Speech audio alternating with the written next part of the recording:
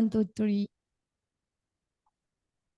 Oke, baik, puji nama Tuhan, salam sejahtera bagi kita semua. Kristus ada di tengah-tengah kita. Pada sore hari ini kita akan belajar tentang salah satu dari antara mazhab Yahudi yang ada di zaman Tuhan Yesus.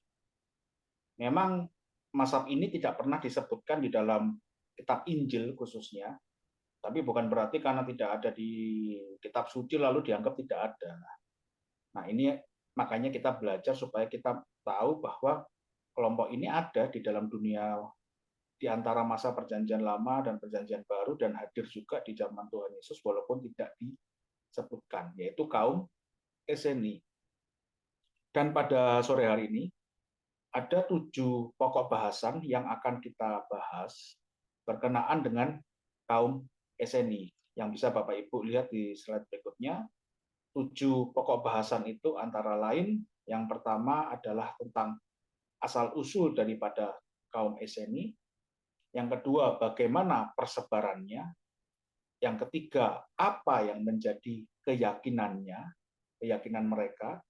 Yang keempat, bagaimanakah praktik kehidupan mereka. Yang kelima, bagaimana syarat menjadi anggotanya. Yang keenam, seperti apakah kehancuran mereka. Dan yang ketujuh, berbagai perbandingan, khususnya kepada sesama mazhab Yahudi, dan juga dengan kekristenan. Nah, pertama-tama kita perlu mengerti dulu, sebagai pendahuluan kita, apa sih kaum Eseni itu? Mengapa sih kita perlu tahu? Bukankah tidak ada di dalam Alkitab?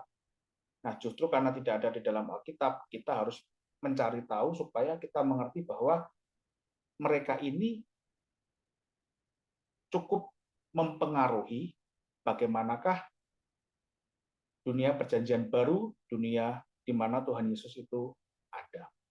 Oke, mazhab atau kaum Eseni, yaitu salah satu dari mazhab Yahudi yang hadir dari abad kedua sebelum Masehi hingga abad pertama Masehi, dan mereka ini punya corak khas, yaitu unsur kebatinan dan spiritual yang begitu kuat.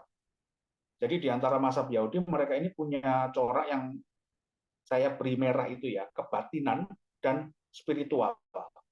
Jadi di antara orang Farisi dan Saduki sebagai 3 mazhab besarnya, mereka ini yang memiliki corak yang unik dibandingkan dengan keduanya. Dan jumlah mereka saya dapatkan dari Philo, seorang Yahudi dari Alexandria, yang hidup juga sejaman dengan Tuhan Yesus, sejaman dengan rasul-rasul.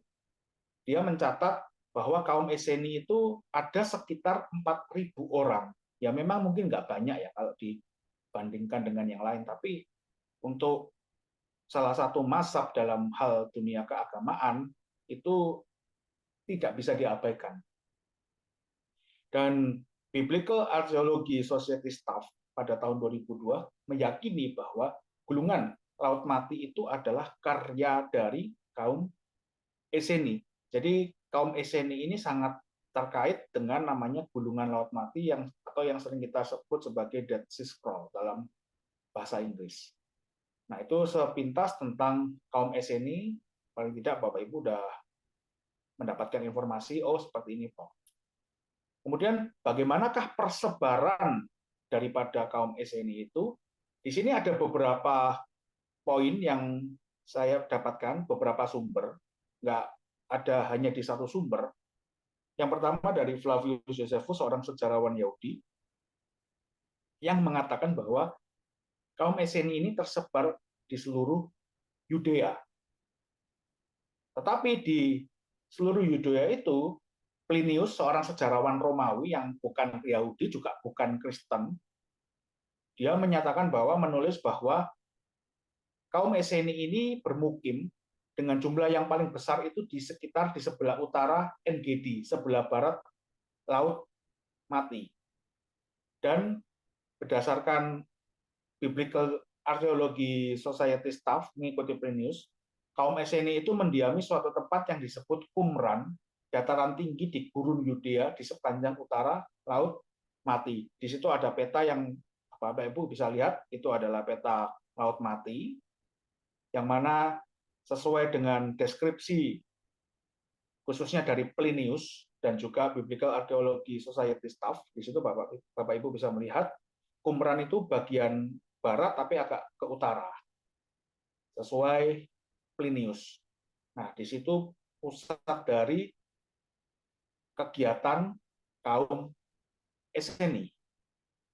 Nah, di Qumran sendiri itu mereka sudah membentuk suatu pemukiman yang mana kalau direkonstruksi adalah seperti ini.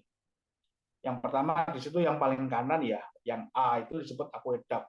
Aqueduct itu kalau sekarang ya semacam tandon air lah untuk buat menyimpan air karena kan di padang gurun. Mereka butuh air yang mana air kan di padang gurun tidak selalu bisa didapatkan, mau sekarang bisa sekarang. Makanya mereka mungkin pas musim hujan mereka harus menampung itu. Pas air sungai meluap mereka harus menampung itu. Kemudian ada scriptorium, itu tempat penyalinan scripture atau teks-teks. Nah, terus ada potter's kiln, kitchen, dapur, assembly half and refectory, tempat berkumpul. Kemudian ada laundry, tempat cuci-cuci, tempat pembasuhan.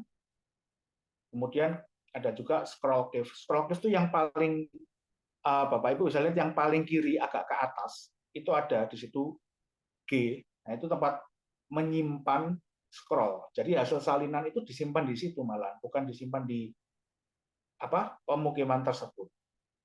Nah, itu tentang bagaimana rekonstruksi pemukiman kaum Esseni di Qumran, yang mana mereka sudah punya suatu sistem pengaturan tata kelola atau manajemen di dalam diri mereka sendiri. Nah, berikutnya ada suatu video pendek di slide berikutnya, mungkin bisa minta tolong untuk disajikan. Nah, diklik aja. Nah, di situ. Jangan yang tanda panahnya, yang diklik di itemnya, jangan di panahnya, nanti malah keluar.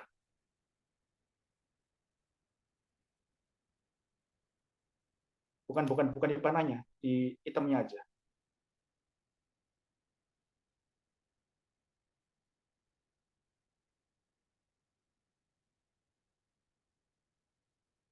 Kalau nggak bisa, nggak apa-apa. Oke, nggak apa-apa kalau gitu.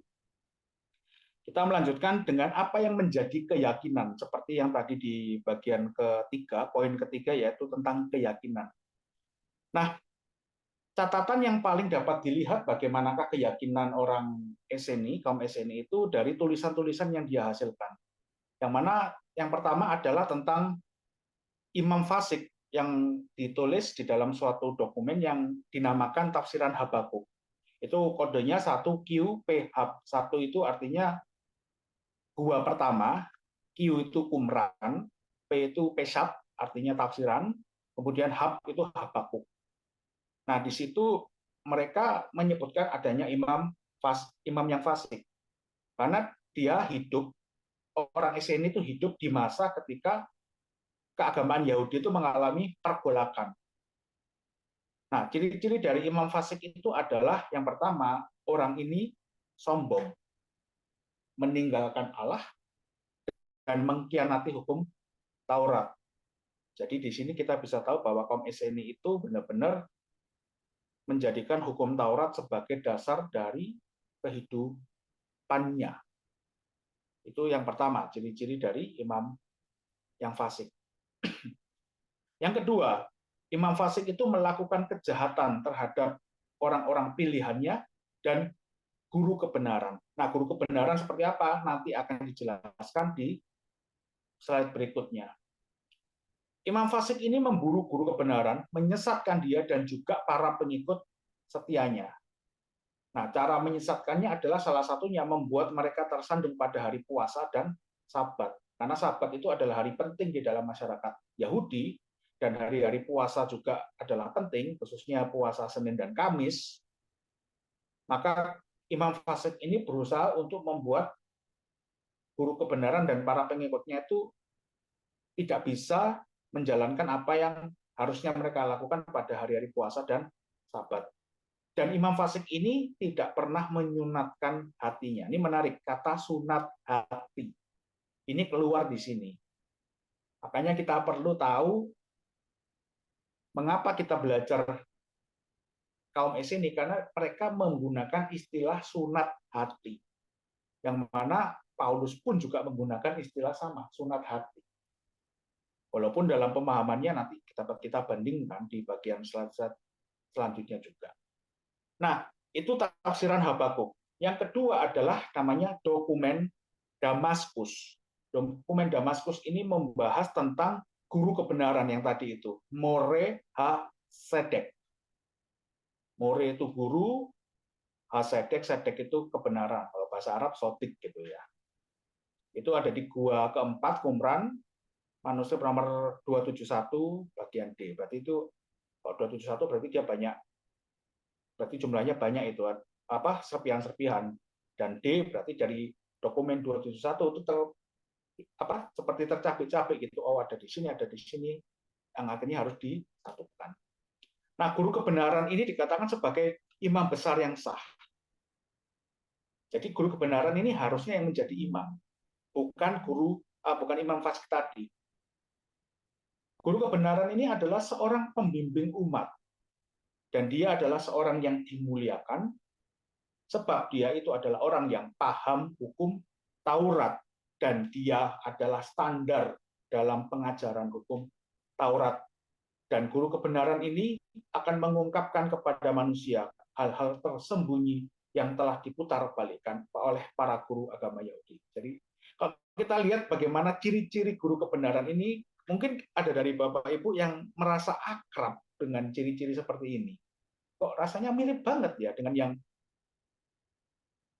dijelaskan oleh kaum Eseni, kok seperti menunjuk kepada Yesus, di mana Yesus mengatakan, aku datang bukan untuk membatalkan hukum Taurat, tetapi menggenapinya.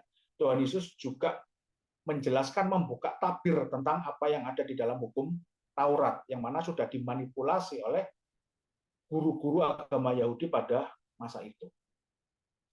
Menarik kita belajarnya. Terus ada lagi dokumen yang disebut sebagai gulungan perang. Ini tersebar di beberapa tempat, ada di gua pertama dan di gua keempat. Ada empat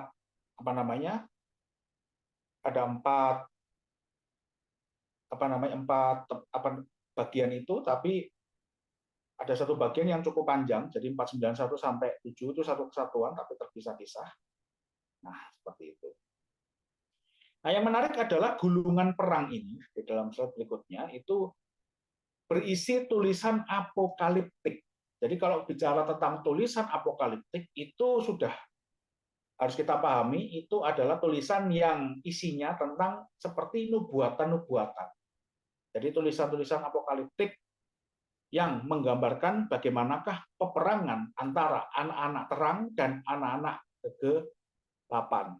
Itu ada di slide berikutnya setelah yang ini. Nah, ini menarik. Jadi ada kata anak-anak terang dan anak-anak kegelapan.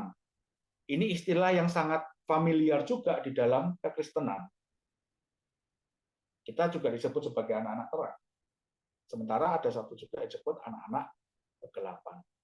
Nah, dalam peperangan ini, kitab tersebut menjelaskan bahwa ada dua tahapan perang. Yang pertama, suku Lewi, Yehuda, dan Benyamin. Ini kan sisa dari kerajaan Israel Selatan. Serta suku-suku Israel yang tersisa melawan tentara Belial, Edom, Moab, Amon, Amalek, Filistin, Kitim itu Yunani itu, dan Asyur. Nah, perang ini juga terjadi melawan orang-orang Israel yang telah melanggar perjanjian kudus. Dan perang kedua adalah melawan bangsa-bangsa kafir. Kedua belah suku Israel akan dipersatukan, bangsa Israel akan menaklukkan bangsa-bangsa kafir. Ini tulisan-tulisan ini mirip sekali dengan kalau kita baca di dalam kitab Nabi-Nabi, 12 Nabi khususnya, bahwa kemenangan umat Allah, kejatuhan tadi itu Edom, Moab, Amon, dan sebagainya, mirip sekali dengan itu. Tulisan-tulisan yang berisi nubuatan. Jadi itu yang salah satu tiga utama yang menjadi keyakinan dari kaum Esseni. Nah, setelah melihat bagaimanakah keyakinan mereka, kita juga perlu melihat bagaimana praktek kehidupan mereka sehari-hari. Nah, kaum Esseni itu bukan kelompok yang sifatnya soliter, sendiri-sendiri, tapi mereka ada dalam suatu komunitas, atau mereka itu disebut komunal, kelompok komunal yang hidup bersama-sama dalam satu komunitas, hidup bersama. Dan ciri mereka juga adalah mereka kebanyakan hidup selibat, tetapi tidak menolak perkawinan. Jadi jangan menganggap, oh karena mereka selibat, jadi mereka anti terhadap perkawinan. Tidak, mereka tidak pernah menolak perkawinan. Kalau mau ada anggotanya yang menikah, silakan. Tapi mereka menghormati satu sama lain. Mau menikah terserah, mau tidak menikah juga terserah. Adalah lebih baik bagi mereka untuk tidak menikah, tapi bukan berarti melarang pernikahan. Nah, ini kan mirip sekali dengan yang kita juga temukan di dalam salah satu tulisan Rasul Paulus. Kemudian, dilarang mengucapkan sumpah. Mereka melarang bentuk sumpah demi apapun, apalagi demi bait Allah, itu tambah diharamkan bagi mereka. Bersumpah demi apapun, demi langit, demi bumi, demi kepala sendiri nggak boleh. Sumpah demi ini, demi itu nggak boleh. Apalagi demi bait Allah, tambah tidak boleh. Dan mereka melarang menyembelih hewan. Jadi mereka itu vegetarian. Mereka ini hidupnya tidak makan daging. Mereka lebih banyak makan tumbuh-tumbuhan. Mereka makan biji-bijian, mereka makan gandum. Dan mereka melarang membunuh orang. Menyembelih hewan aja nggak boleh, apalagi membunuh manusia. Tetapi mereka membawa senjata hanya untuk perlindungan terhadap perampok. Jadi itu saja, tidak untuk berbuat jahat, hanya untuk perlindungan diri. Dan mereka ini saling melayani satu sama lain. Jadi menganggap bahwa dirinya adalah hamba dari sesamanya. Saya adalah hamba dari kamu, kamu juga hamba dari saya. Makanya saling melayani satu sama lain. Jangan ada orang yang menganggap dirinya lebih utama daripada yang lain. Nah, ini menarik juga. Terus mereka sangat memperhatikan ketahiran diri, kebersihan diri. Tetapi menariknya bukan hanya kesucian jiwa, tetapi juga kebersihan tubuh. Nah, yang menarik adalah dalam menjaga kebersihan tubuh, mereka itu melakukan pembasuhan setiap hari. Makanya dalam beberapa tulisan, saya baca di dalam salah satu tulisan Bapak Gereja, mereka ini juga melakukan apa yang disebut sebagai hemerobaptis, atau dibaptis setiap hari, dibasuh setiap hari. Jadi dengan dibasuh setiap hari, itu mereka menjaga tubuh kita, atau tubuh mereka tetap bersih, tetap tahir. Bahkan kalau mereka, ada beberapa di antara mereka yang kalau tanda kutip bersentuhan dengan orang bukan golongan mereka, mereka ketika kembali mereka akan mandi dan mencuci baju mereka yang bersentuhan dengan orang yang bukan kelompok mereka. Nah, bagaimana menjadi anggota mereka? Jadi jangan harap bisa menjadi SNI karena sudah nggak ada kelompoknya. Nah, menjadi anggota mereka adalah mereka harus, orang baru itu yang mau menjadi anggota harus mengikuti pelatihan dan pembelajaran selama 3 tahun. Dan selama 3 tahun itu mereka harus dilatih dalam apa? Menjalankan kehidupan yang suci, yang praktek-praktek tadi itu. Kemudian menjauhi hawa nafsu, menjauhkan diri dari perbuatan-perbuatan yang melawan kesucian hidup. Karena bagi mereka kesucian hidup itu sangat penting dalam hidup. Tidak ada yang lebih utama daripada kesucian hidup itu. Dan mereka harus memelihara tradisi suci mereka dalam hukum dan peraturan orang Esseni. Nah, setelah lewat 3 tahun pembelajaran itu, mereka baru bisa masuk ke dalam upacara penerimaan menjadi anggota penuh. Pertama, mereka harus melakukan pertobatan dan mengakui segala dosa mereka. Kemudian kedua, masuk ke dalam mikveh atau bejana pentahiran, istilahnya baptisan. Dan ini menarik karena kalau kita belajar kemarin dari yang disampaikan oleh Bapak dosen kita, bahwa gereja purba pun orang yang bertobat mereka harus mengikuti pembelajaran dulu. mirip sekali dengan itu. Dan barulah mereka dibaptiskan. Bahkan beberapa catatan kuno gereja purba menyatakan sampai 3 tahun juga. Mirip sekali dengan yang dilakukan oleh kaum Esseni. Nah, di gambar berikutnya kita bisa melihat bagaimanakah kolam mereka, kolam untuk migueh mereka, atau kolam untuk pentahiran setiap hari. Jadi mereka setiap hari masuk, nyemplung setiap pagi. Dengan masuk itu mereka tetap menjaga kebersihan tubuh mereka. Jadi mereka tidak hanya melihat kesucian secara rohani, tapi juga menekankan kesucian secara lahiriah. Nah, kaum Esseni itu seperti yang sudah dikatakan tadi, hanya bertahan sampai abad pertama Masehi. Karena apa? Setelah terjadinya perang Yahudi Romawi pada tahun 66 sampai 74, yang mana puncaknya adalah pada kehancuran Bait Allah tahun 70 Masehi pada masa Jenderal Titus. Orang-orang Yahudi kan semburat ke berbagai penjuru keluar dari Yerusalem, mereka lari ke gunung-gunung. Nah, pasukan Romawi mengejar sisa-sisa pemberontak Yahudi yang masih ada, dan mereka mencari sampai ke gunung-gunung. Dan akhirnya ya kaum Esseni sebagai orang Yahudi juga kena, gitu, karena dianggap sebagai bagian dari keagamaan Yahudi.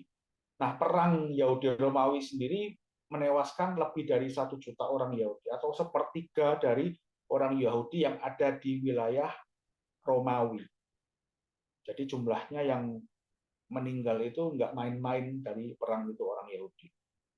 Nah, penyerbuan Romawi mencari sisa-sisa tentara orang Yahudi itu akhirnya sampai kepada kaum Esseni. Karena Esseni sama Masada, kalau kita lihat peta tadi, Masada itu benteng terakhir dari pemberontak Yahudi, itu juga dekat, tidak jauh dari situ. Makanya Masada dihancurkan, Esseni pun juga dihancurkan. Di situ bisa kita melihat bagaimana gambar sudah tinggal reruntuhan, akhirnya kosong. Saya nggak tahu tuh gambar bangunan ini hancur seperti itu karena dihancurkan, atau pada waktu diserbu Romawi hanya orang-orangnya saja yang dibunuh, lalu bangunan mereka, kompleks komunitas mereka dibiarkan begitu saja, akhirnya hancur-hancur sendiri, hanya tersisa seperti yang ada di gambar itu. Silakan Adela ditunjukkan gambarnya yang ada di situ. Jadi tinggal seperti itu ya di dalam sekarang ini. Dan yang berikutnya adalah, yang terakhir adalah bagaimana perbandingan kaum Esseni, khususnya dengan Farisi, Saduki, dan kekristenan. Supaya kita tahu perbandingannya bagaimana. Saya buatkan tabel supaya memudahkan Bapak Ibu untuk melihatnya. Nah, yang sebelah kiri itu kolom kiri itu indikatornya, pendukung tentang kehendak bebas, acuan kebenarannya, penafsiran Taurat, kebangkitan, kemudian tentang budaya asing, dan terhadap dinasti Hasmonean atau Hasmonaim. Di situ Farisi, Saduki, Esseni. Kalau Farisi pendukungnya rakyat, Saduki para imam dan bangsawan, para aristokrat. Kalau Esseni tidak diketahui pendukungnya sama, karena mereka terisolasi. Farisi sebagian besar menolak kehendak bebas. Mereka lebih percaya tentang takdir atau predestinasi. Sementara Saduki percaya tentang kehendak bebas yang mutlak. Esseni menolak kehendak bebas. Mereka juga seperti orang Farisi, percaya tentang takdir atau percaya predestinasi. Nah, tentang acuan kebenaran, orang Farisi percaya Taurat tertulis dan Taurat lisan, oral Taurat itu. Saduki hanya percaya Taurat tertulis. Esseni pun juga hanya percaya Taurat tertulis sebagai acuan kebenaran. Nah, tentang penafsiran Taurat, Farisi seimbang. Saduki literal. Esseni cenderung alegoris. Tentang kebangkitan, Farisi percaya kebangkitan tubuh dan jiwa. Saduki menolak. Makanya kita bisa baca ketika Tuhan Yesus, juga Rasul Paulus. Rasul Paulus bahkan tanda kutip mengadu domba antara Farisi dan Saduki. Nah, kaum Esseni percaya kebangkitan, tapi hanya jiwa, tubuh enggak. Nah, dari sini kita bisa melihat ada sedikit bumbu-bumbu gnostik di situ, yang mana menolak tentang tubuh. Nah, tentang budaya asing, orang Farisi pilih-pilih. Artinya yang cocok diambil, yang menurut mereka nggak cocok, tidak. Saduki menerima semuanya. Esseni menolak semuanya. Jadi posisinya Esseni menolak, Farisi sebagian-sebagian, Saduki menerima. Dan terhadap dinasti Hasmonean, orang Farisi menolak orang yang menentang dinasti. Saduki menolak para imam bukan dari keturunan Sadok. Esseni hanya menolak Yonatan. Nah, ini yang Yonatan dianggap sebagai imam fasik tadi itu salah satunya. Jadi di situ Bapak Ibu bisa melihat di tabel tersebut bagaimanakah perbandingan Farisi, Saduki, Esseni. Dan yang terakhir adalah perbandingan antara Esseni dan kekristenan. Ini yang menarik. Yang pertama adalah mereka meyakini Mesias. Tapi Mesias bagi mereka adalah Moria Sedek tadi itu, guru kebenaran itu. Kekristenan juga meyakini Mesias. Nah, sementara mereka juga memakai roti dan anggur dengan penghayatan yang juga ditujukan kepada Mesias. Tapi pemahaman Mesiasnya ingat berbeda. Mesias tadi dipahami oleh kaum ini sebagai guru kebenaran. Sementara dalam Kekristenan kita tahu Mesias mati dan bangkit. Jadi sudah beda ya. Mati dan bangkit, yang satunya sebagai guru pengajar. Nah, keduanya, baik Esseni dan Kekristenan, sama-sama mempraktekkan penyangkalan diri. Kita diajar juga menyangkal diri, Kekristenan. Tuhan Yesus pun mengatakan, barang siapa tidak menyangkal dirinya, dia tidak layak. Kekristenan dan Esseni mengajak kepada umatnya untuk melakukan perlawanan terhadap hawa nafsu. Kita pun juga begitu. Nggak cuma Esseni. Menekankan pertobatan, sama-sama menekankan pertobatan. Tapi dasarnya beda, yang satu pada hukum Taurat, satunya kepada Kristus. Jadi di situ yang membedakan. Kemudian Esseni dan Kekristenan sama-sama menggunakan air dalam upacara pentahiran. Sama-sama mempraktekkan baptisan. Tetapi bedanya kalau di dalam Kekristenan itu baptisan itu sekali seumur hidup, sementara Esseni setiap hari dibaptis, hemarobaptis tadi itu. Atau kalau ketemu orang tanda kutip kafir, mereka membasuh diri juga.